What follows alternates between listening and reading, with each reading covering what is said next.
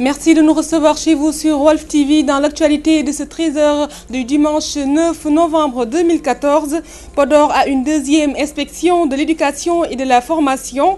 L'IEF qui n'existe encore que de nom car manquant presque de tout, pas de bureau ni d'équipement, l'inspecteur alerte l'autorité. Nouvelle vague de colère chez les mareyeurs de Joal Fadiouth qui réclament un nouveau quai de pêche ou la réhabilitation de l'actuel quai fonctionnant depuis 20 ans et aujourd'hui gagné par l'érosion côtière. Colère des travailleurs de la société industrielle moderne des plastiques africains. Ils fustigent de la SYMPA qui n'est pas du tout sympathique selon eux car oubliant le personnel dans la misère. L'actualité internationale sera de la partie et la page sport en fin d'édition. Bonjour et bienvenue.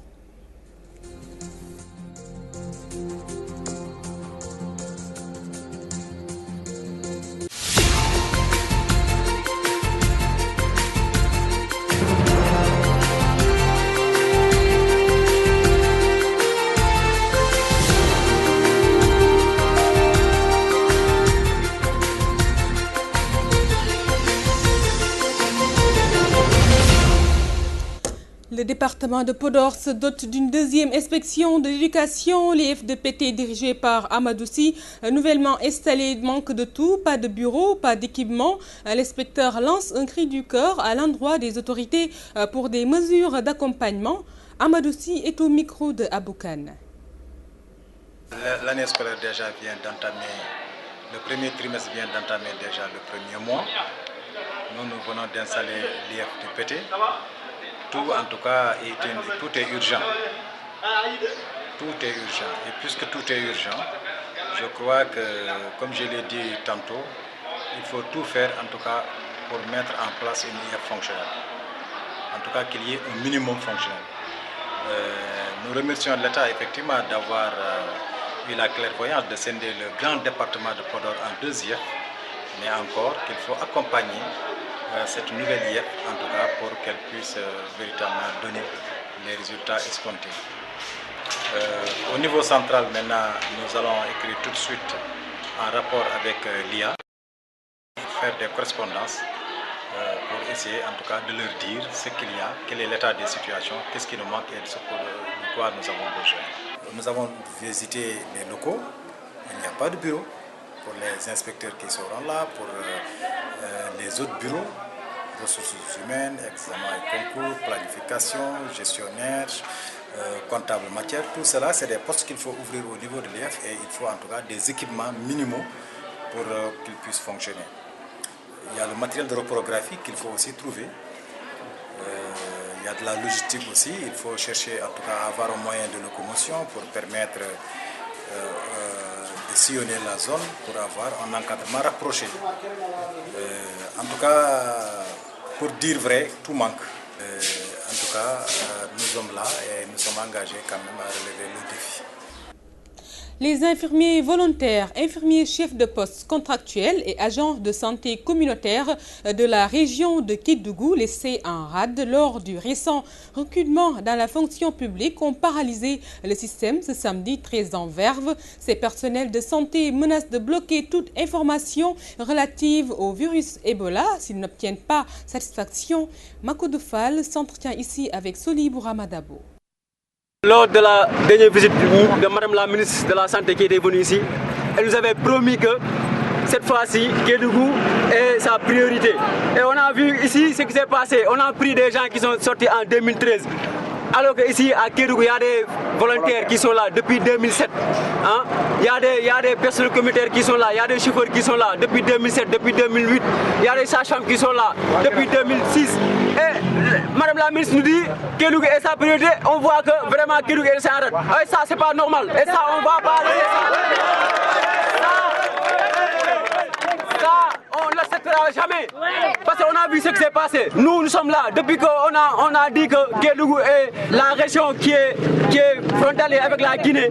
Kédougou est là. On nous a donné des directives concernant l'Ebola. Nous, on a rejeté tous nos demande de congé. Nous sommes là depuis lors, on travaille d'arrache-pied pour que cette épidémie n'entre pas dans ces régions, n'entre pas dans le Sénégal. On a vu les résultats que la région de Kédougou a fait. Et le recrutement vient, on ne laisse ça jamais. On n'est pas content du dernier recrutement de Madame la ministre. À partir d'aujourd'hui, nous sommes prêts à bloquer tous les processus. Toutes les informations, à partir d'aujourd'hui, on va les bloquer. Il y aura une distraction de données. Il faut que les gens nous entendent. Parce que ce qui se passe à Kédougou ne se passe jamais dans les autres régions. Parce que vous savez ce qui se passe. Nous, on est des gens mourants. On est là. Il y a des gens qui sont accidentés sur les routes avec nos motos. Il n'y a personne, il n'y a pas de prise en charge médicale. Vous voyez le centre de santé de Saraya. C'est un centre de santé type 2. Il n'y a que 2 infirmiers qui sont là-bas. Matam, où les facilitateurs et superviseurs en alphabétisation réclament de meilleures conditions de travail, notamment l'augmentation de leur salaire et des moyens de transport. Les alphabétiseurs étaient en atelier à Matam. C'était un élément de Souleymane Choy qui a été diffusé sur Walf FM. Les mareyeurs de Joal Fadiouth réclament la réhabilitation de leur quai de pêche fonctionnant depuis 20 ans. Le quai de pêche de Joal est gagné par l'érosion côtière. Autre voix exprimée par les mareyeurs, le renouvellement de leur parc automobile et l'octroi de financement. C'est dans cette correspondance de Thierno Daf. Les mareyeurs réclament la rénovation, réhabilitation et modernisation du quai de pêche de Joal Fadiouth. Ils sollicitent par ailleurs le renouvellement de leur parc automobile qui n'est composé actuellement que de tacos. Nous avons autant de difficultés. Nous avons parlé sur le problème des camions frigorifiques. Vous avez vu ici à Joal, il y a des camions qui durent de plus de 20 ans, des camions qui viennent toujours en panne dans les routes. Donc nous avons voulu aussi que le président de la République nous aide à ce qu'on a des camions neufs, réformer aussi le parc automobile. Vous avez vu vous-même ici à Joal, nous avons des camions aussi vieux, donc nous voulons des camions neufs ici. Nous avons voulu aussi un quai neuf, un quai aussi. Vous avez vu aussi que le quai de Joal Fadiouth a plus de 20 ans, donc nous avons voulu un quai bien rénové. Il y a autant de problèmes ici dans le secteur de la pêche ici à Joal. Autre exigence des mareyeurs, l'octroi de financement conséquent comme ceux alloués aux éleveurs et agriculteurs. Il y a aussi pour le problème de financement dans le secteur de la pêche. Nous avons vu dans tous les secteurs, l'agriculture, l'élevage et tant d'autres, nous avons vu qu'il y a autant de financement à travers ces secteurs. Ici, pour le secteur de la pêche, nous n'avons pas vu de financement. Pour la première fois, nous l'avons vu. Nous avons aussi voulu que ces femmes, qui sont des femmes courageuses, qui sont aussi des femmes dignes, doivent avoir des financements pour une première fois. Âgé d'une vingtaine d'années et confronté à l'érosion maritime, le quai de pêche de Joal Fadiouth a bel et bien besoin d'une piqûre de jouvence pour lui éviter une vieillesse massacrante. Mbourgué, radio-télévision Walfadjri, Thierno Daf. Thierno Daf, merci. Les travailleurs de la Société industrielle moderne des plastiques africains, SEMPA, fustigent l'attitude de leur direction. Ils réclament de meilleures conditions de travail, surtout chez les journaliers. C'est un reportage de Germaine Anastasie Diouf. Les travailleurs de la SEMPA sont irrités contre leur direction. Ils fustigent leurs mauvaises conditions de travail, particulièrement ceux des journaliers. 20 ans, journaliers, malgré que les dispositions du décret 70-180 du 20 février 1970 stipulent à son article 1 que le travailleur journalier est celui qui est recruté pour une occupation de courte durée n'excédant pas une journée. Aucun cadre n'a un logement de service. Aucun cadre n'a une voiture de service là-bas. Ils sont là.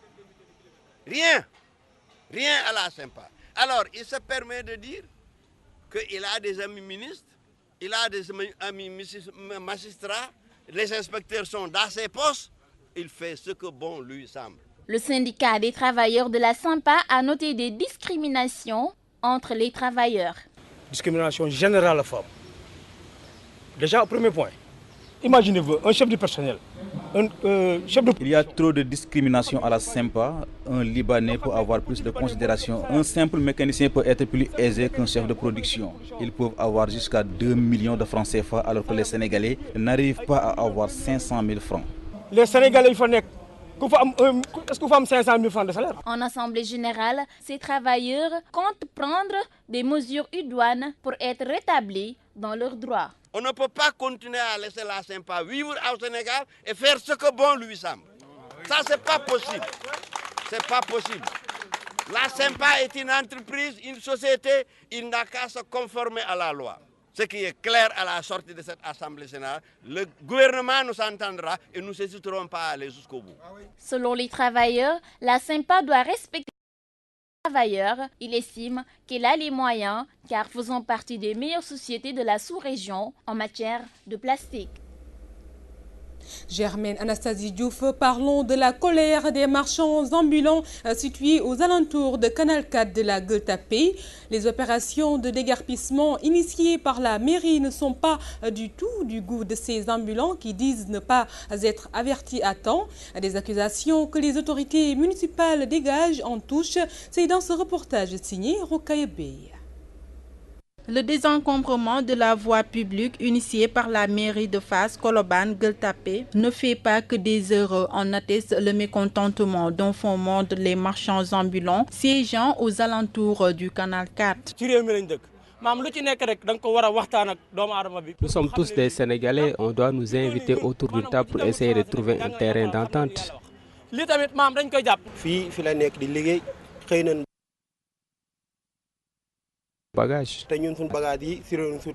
Ces ambulants dénoncent ce qu'ils qualifient d'actes odieux de la part des autorités municipales qui ont payé des gens pour saccager leurs marchandises. C'est la mairie qui a payé ces gens-là, ça nous fait vraiment mal.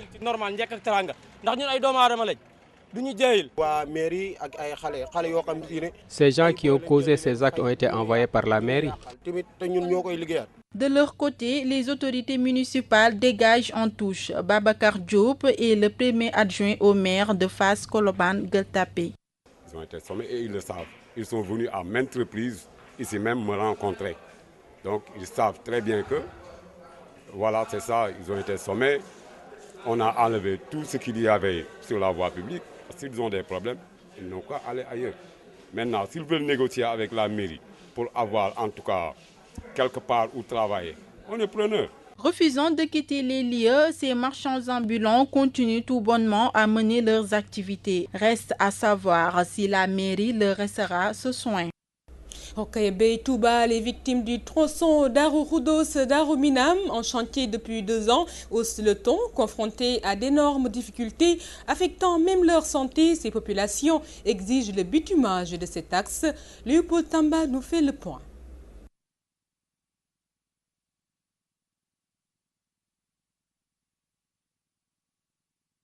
liggéey gi tàmbali ay weer a ngi nii ñeel yoon wi bàyyeekoo. Nous nous excusons, c'est la version Wolof. Nous l'avions dit tout à l'heure. Il s'agit de la ville sainte de Touba où les victimes du tronçon Darou Khoudoss Darou Minam en chantier depuis 2 ans haussent le ton, confrontées à d'énormes difficultés affectant même leur santé. Ces populations exigent le bitumage de cet axe. Léopold Tamba nous en édifie.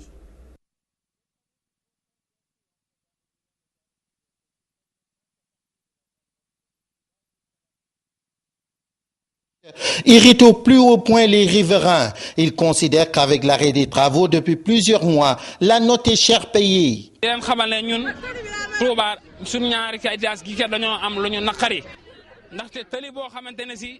Pendant 2 ans, ce tronçon est interdit à la circulation du fait des travaux. Le pire dans tout ça, c'est qu'elle est revêtue de couches latéritiques qui nous empêchent de dormir du fait de la poussière. Les enfants tombent malades, les adultes contractent des maladies pulmonaires.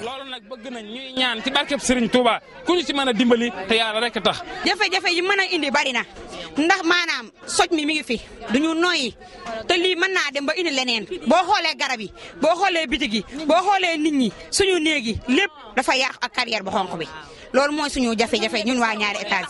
Sur le ton de la supplique, ces populations implorent le bitumage de cet axe qui mettrait fin à leur calvaire, à défaut qu'une mesure draconienne soit prise. C'est cette poussière latéritique qui nous amène à élever la voix. Elle est la cause de tous nos malheurs. Des deux l'une, soit la route est bitumée ou interdite à la circulation. Ces habitants dont leur maison jouxte ce tronçon lancent un appel au khalife général des Mourides pour qu'il leur vienne en aide. Pour eux, cette sortie médiatique ne fait que traduire l'exaspération et le ras-le-bol qui les anime. Touba, Walfadjri Radio TV, Léopold Tamba. Léopold Tamba, merci. Cap maintenant sur l'international. 2 Américains détenus par la Corée du Nord recouvrent leur liberté. Chute du mur, poursuite des célébrations à Berlin, intensification des raids aériens contre le groupe État islamique. C'est un récit de nos confrères d'Euronews. Des roses placées dans les restes du mur et des bougies allumées notamment par la chancelière allemande Angela Merkel. L'heure était au recueillement ce matin à Berlin où les autorités ont rendu hommage aux Allemands de l'Est tués en essayant d'échapper au régime communiste de l'ex-RDA. 25 ans jour pour jour après la chute du mur, la dirigeante a également participé à un service œcuménique pour inaugurer la nouvelle exposition permanente du mémorial du mur. Autre temps fort de ces commémorations, baptisé le courage de la liberté, une grande fête populaire cet après-midi où orchestre classique, rockstars et anciens dissidents politiques devaient se partager les scènes et le lâcher dans la soirée de quelques 7000 ballons disposés sur 15 km sur le tracé de l'ancien mur. Détenu depuis 2 ans par le régime nord-coréen, l'Américain Kenneth Bae a recouvré la liberté et a foulé le sol américain hier dans l'État de Washington. Ferrar, le directeur du renseignement américain, est venu en personne le chercher en Corée du Nord, ainsi que Matthew Todd Miller, un autre compatriote, qui est resté, lui, 7 mois dans une prison nord-coréenne. Ces 2 libérations interviennent 2 semaines après celle surprise de l'Américain Jeffrey Fall. Il n'y a donc officiellement plus d'Américains prisonniers en Corée du Nord. Je veux juste dire merci à tous ceux qui m'ont soutenu et qui ne m'ont pas oublié, a déclaré Kenneth Bae. En même temps, je n'oublie pas les gens de Corée du Nord. Merci d'avoir soutenu ma famille aussi. Kenneth Bae, un missionnaire évangéliste, a été arrêté en novembre 2012. Accusé d'avoir cherché à renverser le gouvernement, il avait été condamné à 15 ans de travaux forcés. Miller, qui aurait déchiré son visa et demandé l'asile auprès du régime communiste, avait été condamné, lui, à 6 ans de travaux forcés. Le nord de l'État hébreu s'embrase après la mort d'un arabe israélien abattu par la police. Ce dernier, âgé de 22 ans, s'opposait à l'arrestation d'un de ses proches pour des faits de droit commun dans son village de Kfar Kana. Les policiers affirment avoir été menacés et ils ont riposté immédiatement, comme le montre cette vidéo dont les images peuvent choquer. Il y a eu des arrestations parmi certains manifestants dénonçant la mort du jeune arabe israélien. Un incident de plus qui a provoqué des affrontements et qui fait donc craindre une possible contagion de violence aux villes arabes israéliennes qui se sont jusqu'ici tenues à l'écart des heurts qui déchirent la Cisjordanie et Jérusalem-Est occupée depuis 1967. C'est dans ce contexte tendu que Federica Mogherini a de nouveau plaidé pour une reprise urgente des discussions de paix pour éviter une nouvelle spirale de violence. Elle appelle à se baser sur l'accord de trêve conclu au Caire et à œuvrer pour la reconstruction, la levée du blocus et la mise en place d'un État palestinien. Elle l'avait dit hier à Tel Aviv, elle l'a réaffirmé à Gaza, dévasté et meurtri l'été dernier lors de la guerre entre Israël et le Hamas. La chef de la diplomatie européenne entend discuter avec chacun des 28 pays membres de l'Union européenne d'une possible reconnaissance. Pour l'heure, seule la Suède a franchi le pas le 30 octobre dernier. 134 pays l'avaient précédé. Les frappes aériennes ont visé des sites du groupe État islamique en Irak. Sur ces images de l'armée américaine, il s'agirait d'une base située près de Mossoul, dans l'ouest du pays. Toute la semaine, les frappes se sont intensifiées en Irak, mais aussi en Syrie, non loin de Kobané, à la frontière turque. Principale cible visée, des centres de commandement, des véhicules et aussi des combattants djihadistes. Dans ce contexte, la guerre fait toujours rage en Syrie entre les groupes rebelles et les troupes de Bachar el-Assad. La Syrie, un État où ce qu'il en reste en proie au chaos, plus de 3 ans après le début de la guerre. À ce jour, rien n'indique que l'horizon va s'éclaircir.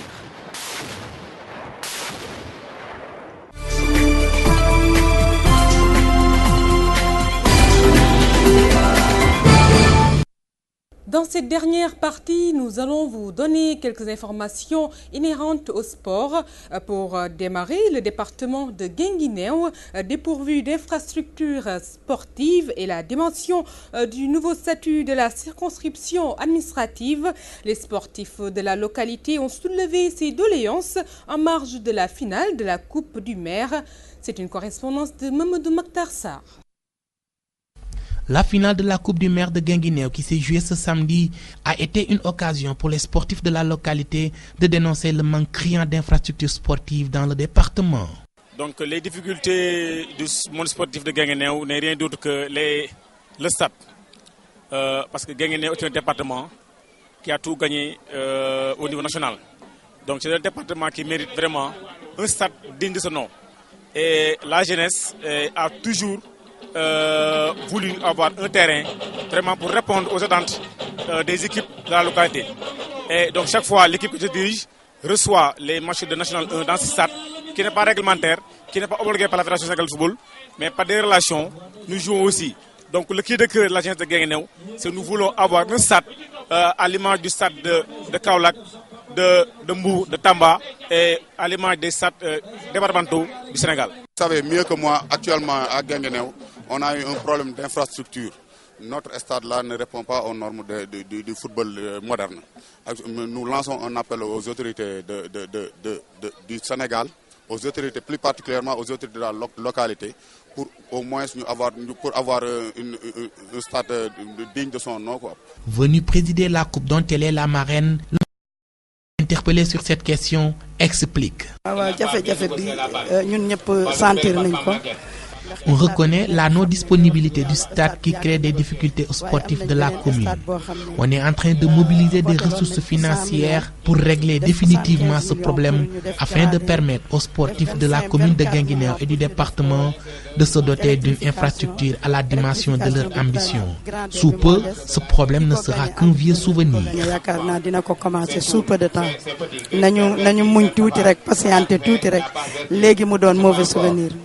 Signalons que la finale qui opposait l'ASC Yakar à l'ASC Campement s'est terminée en queue de poisson faute de projecteurs. Kaoulak, Mamadou Makhtar Sarr pour la radio-télévision Walfadjri. Mamadou Makhtar Sarr, merci. En bref, quelques résultats. Football, l'Olympique de Ngor a remporté la Coupe de l'Assemblée nationale ce samedi en battant en finale le Guédiawaye FC par 4 tirs au but à 1 au temps réglementaire de partout. L'ASC Pikine a battu l'ASFA dans le match de la 3e place sur le score de 1-0. Donc c'est fini pour cette édition. Merci à Mamsidi Diop et à Esther Toudiagne qui ont assuré la technique de cette édition. Un grand merci également à Ousmane Sen pour la réalisation de ce journal. Vous allez retrouver tout à l'heure Dekoumba Diop pour le journal en Wolof. Votre fidélité, notre fierté.